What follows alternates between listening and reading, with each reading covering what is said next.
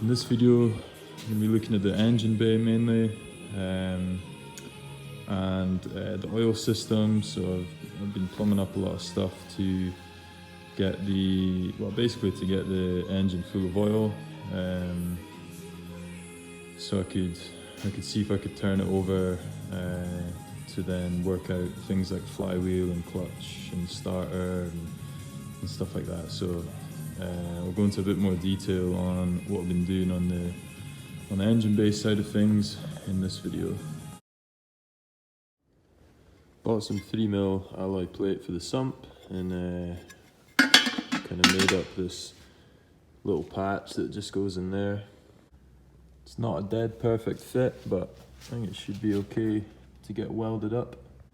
I've also got this little M14 alloy bung that I'll probably have welded in just about there. I'll most likely just leave this original drain plug in. It's not going to leak or anything. And what I could do is run a magnetic plug here and in there, and then I'll have twice as much chance of picking up any shit that comes through the oil. So yeah, I think that should work fine.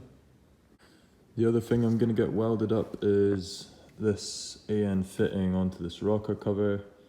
This rocker cover is off of a B6 A418T. There's the part number. So what's good about these is they don't have the usual breather port sticking out here, and they don't actually have it there either. I've just drilled through for that. So yeah, apart from that, it's the exact same as my AGU rocker cover. You can see the breather port up at the back there, which is a little bit inaccessible. So yeah, I think that'll be a lot better. It just means I can pipe my catch can off here and it'll just come up over the injectors and round. Unfortunately, when I was drilling for this, I must have been daydreaming a bit, and I did drill right through the other side. Bit frustrating, but hey, these things happen, you just gotta get on with it. I'm sure that'll weld up no problem. The other thing I'm gonna get welded is this pickup pipe, which currently sits at this angle. So I'm gonna have it welded so it just sits a bit more straight like that. Thought I'd show you this before I do get the sump welded up. So it's bolted up in place with a couple of bolts, and I've twisted my pickup pipe to where it's gonna sit after it's been welded. So as you can see, it's picking up from pretty much the deepest point of the sump. I was looking into baffling this sump, but after offering it up like this, there's really not that much room for any baffling, because obviously the oil pump is so big at the front. There's also the AGU windage tray. So yeah, I think I'm gonna scrap the baffle idea for now. I'm hoping with the big oil pump and all its gubbins, along with the windage tray, as well as the shape of the sump, I don't think I should have any starvation issues. But if I do, I can obviously look into rectifying them in the future, but I think it should be fine the way it is. So I'll get this stuff off to the welders and I'll catch up with you when I get it back. Right, everything's back from the welders now. Rocker covers, now got the -12 fitting on there, and the hole that I accidentally drilled through has been welded up as well, so it's looking good. Pickup pipe's been welded as well, so that's ready to go on, nice and straight now. And finally, the 3mm plate that I made up for the sump has been welded in as well. That's actually came out really nice, so really happy with that. Bought a couple of magnetic sump plugs as well, so one in the new M14 bung that I had welded in, and then one just in the original spot as well.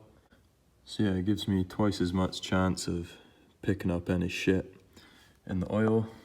As you can see, it's been welded on the inside as well, and I'll give this a good clean up before I fit the sump. Just before I put the new sump back on, here's the modified pickup pipe. You can see it's sitting nice and straight now, so that's perfect. There's no gasket on a 180T sump. You just use sealant, so I just use a very thin bead of this stuff on the inside of the bolts. That's what I've done on my other car, and it's not leaked since, so yeah, I'll just do the same for this.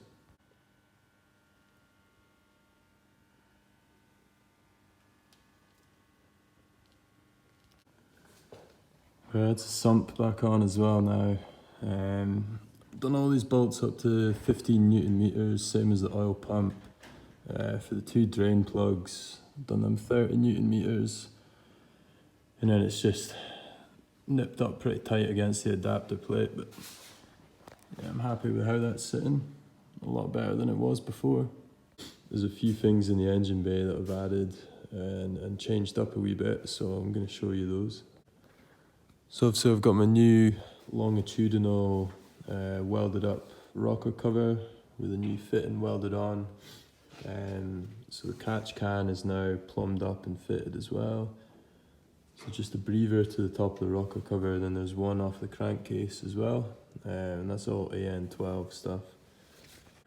The turbo intake pipe, this is a 90mm Pro-Ram air filter, so it goes 90mm, goes down into 80, there's a T-piece here, and then it comes down into 60mm for the turbo, and then obviously the DV is plumbed up to recirculate into the intercooler as well, just as it is on a normal 180T. So yeah, now the modified sump's back on. I've made up this temporary oil return hose just for now, which clears the steering column and the starter quite nicely. As I say, it is just temporary. I'm going to make one up with some AN fittings at some point. I don't really have enough space to run an oil filter here as well as the sandwich plate on the top there, so I've relocated the filter. So the top plate, as I say, is the thermostatic sandwich plate that basically controls the flow of oil to the oil cooler, which I've got mounted up at the front, which I'll show you in just a second.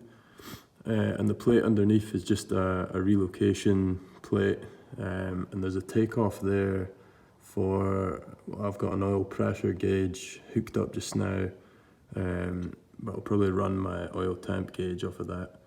And yeah, that basically relocates the filter to here, and that gives me the opportunity to run quite a big filter. So what I bought is a T4 van. I think it's a 2.5 diesel filter, and yeah, this thing's massive. Probably holds 2 or 3 times as much as a standard 180T filter does. Yeah, here's the oil cooler up front. It's a 16-row Mocal.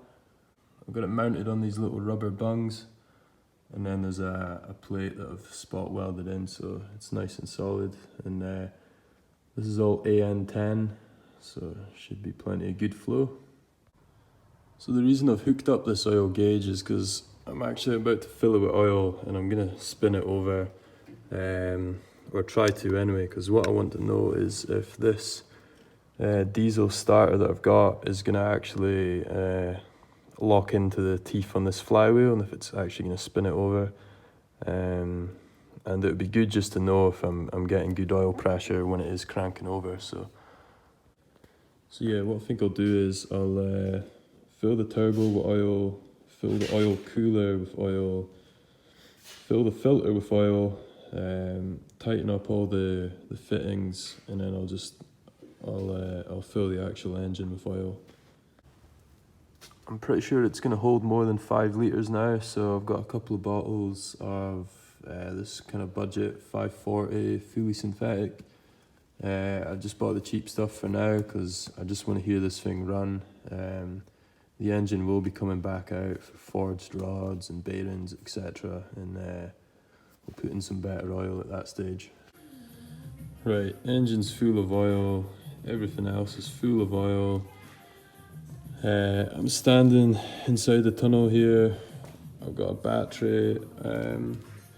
Negative is just going to the starter casing. I've got a nice thick red coming off of the positive of the battery, going to this jump lead, and then I've got a wire that I've made up that's going to the solenoid. So when I touch this on the battery, the starter should spin, and well, in theory should spin over the flywheel, but as you can see,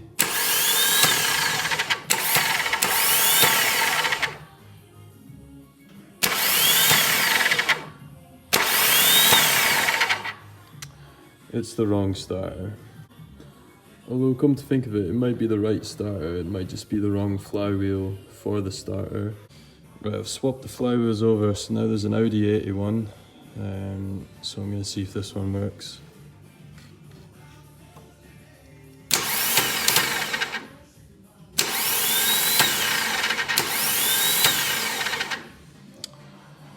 And that's the answer to that. Right, what I've bolted up now is a Longitudinal 180T starter from an A4. And the thing about this starter is it doesn't actually fit inside the RX-8 bell housing because of that alloy casing on the outside of the starter housing. But what it does do is turns the engine over.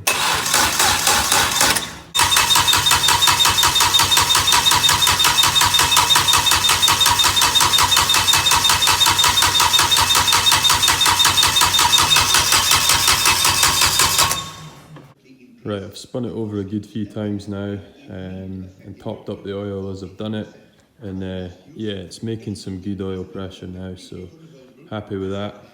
And the other thing is as well, there's no drips onto this bit of cardboard, so seems to be leak free.